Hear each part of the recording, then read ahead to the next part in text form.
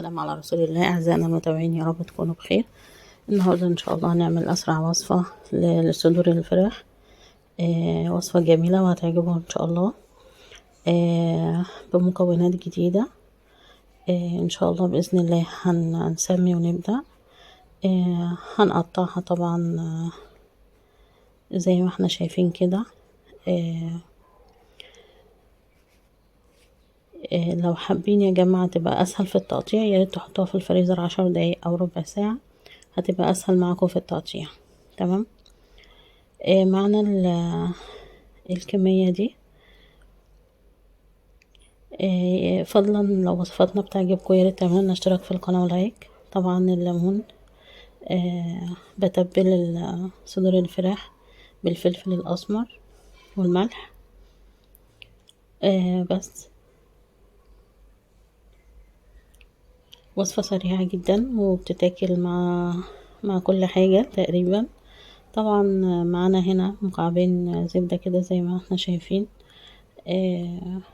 اللي عايزة الفت نظركم يا جماعة ان احنا دايما النار عالية يا متوسطة، مش بنهدي عشان الفراخ ما تنزلش المية بتاعتها. تمام. طبعا نزلنا بالفراخ على الزبدة لما ساحت، وان شاء الله بإذن الله هنشوف هنعمل تتبيلة حلوة قوي هتديها طعم خطير. طبعا احنا مش بنقعد نقلب فيها، هي كل مرة مثلا حوالي 5 دقايق مش اكتر. لو عشان ما نقلبش، لو قلبنا فيها كتير يا بنات هتنشف. معنا طبعا كم فص توم محترمين كده، بنهرسهم زي ما انتم شايفين. الروايح بقى خطيرة. خليكم معانا يا جماعة عشان هنشوف هنضيف ايه تاني. زي ما قلت لكم التتبيله خطيره حلوه قوي، وممكن تتاكل الفراخ دي مع رز ابيض او مع مكرونه مع حاجات كتير، يعني مع ملوخيه. طبعا معنا هنا معلقتين صويا صوص، وهنحط معلقه عسل ابيض، واللي مش لو مش موجود بنحط عسل اسود. ودي معلقه خل، ودي معلقه العسل الابيض اهي. تمام. زي ما قلنا الوصفة سريعة وطعمها جديد وحلو جدا. في كمان حاجة هضيفها. طبعا كلنا عارفين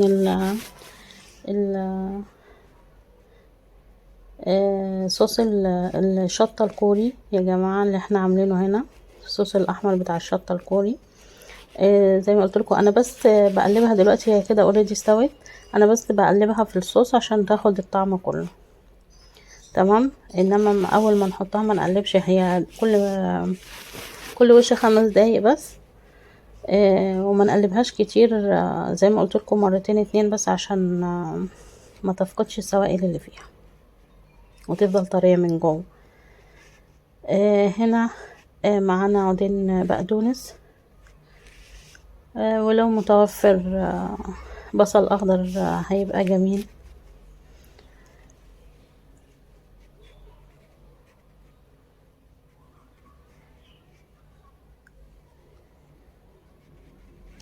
انا دلوقتي بغرف الفراخ، وزي ما اتفقنا هي ما شاء الله طعمها جميل جدا وما خدتش وقت خالص، وممكن مع اي اكل، ممكن لوحدها كده كمان.